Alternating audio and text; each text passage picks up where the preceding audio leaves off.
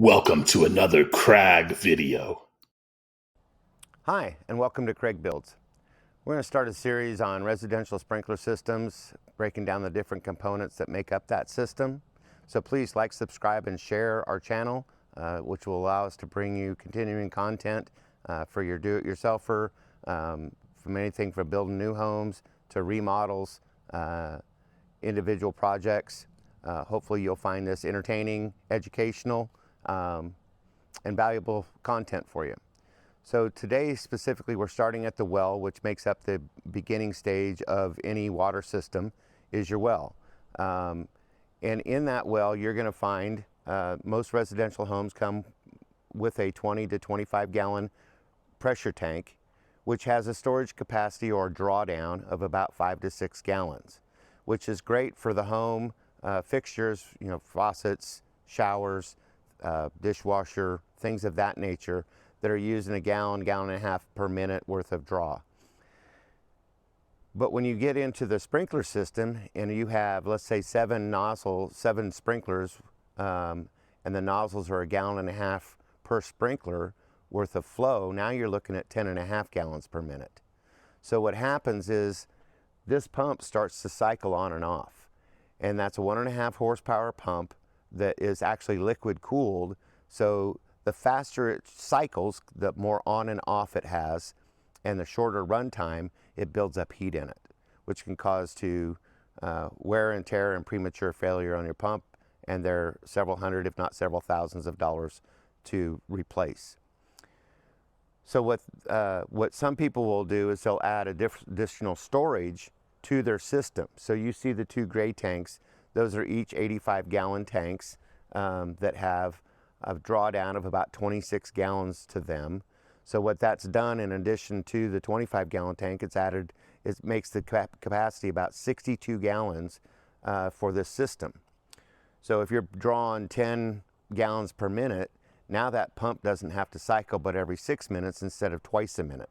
So it greatly increases your lifespan of that pump.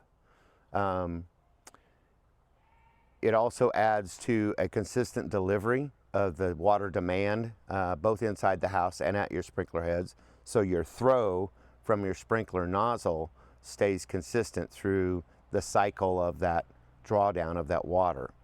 Inside each one of these tanks there's a bladder, and that's what actually holds the water. And then it's surrounded by air pressure. And that air pressure puts pressure on that bladder to basically push that water out and displace it with air, which is what gives the consistent volume.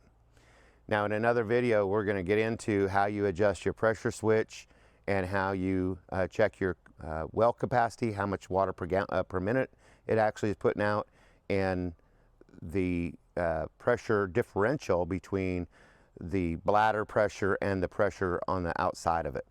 So stay tuned for that additional video. And again, please like, subscribe, and share this video so we can keep the channel growing. Let's take a look closer at the individual components. You can see here where it shows that it's got 85 gallons is the capacity of it, 125 pounds of pressure. The preset pressure on the tank internal is 38 pounds of pressure. And that comes out on an 1.5-inch line that goes to ties into each different, it's like a manifold that ties into each different tank and then supplies the system. The black valves are isolation valves, so that if for some reason you need to take one of these out of service, you can shut that valve, isolate the tank, and the rest of the system continues to work. Here's your well casing.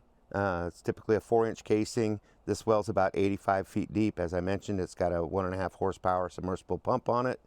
And then you've got your pressure switch, your control switch for your pump, as well as your power disconnect up on the wall. So this travels out. This goes into a water softener and then to the house.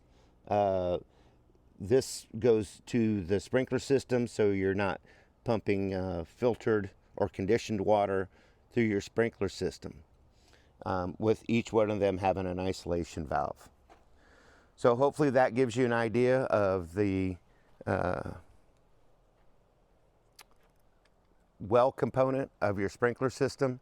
As I said, in a future video, we're going to get into how you set your differential switch, how you pressure up your pressure tank, and what that differential is and should be. So look forward to seeing you on the next episode. And again, thanks for watching, and we look forward to your comments in the comment section, as well as providing you with a link of the components that we're using in this video and where you can find them at. Thank you.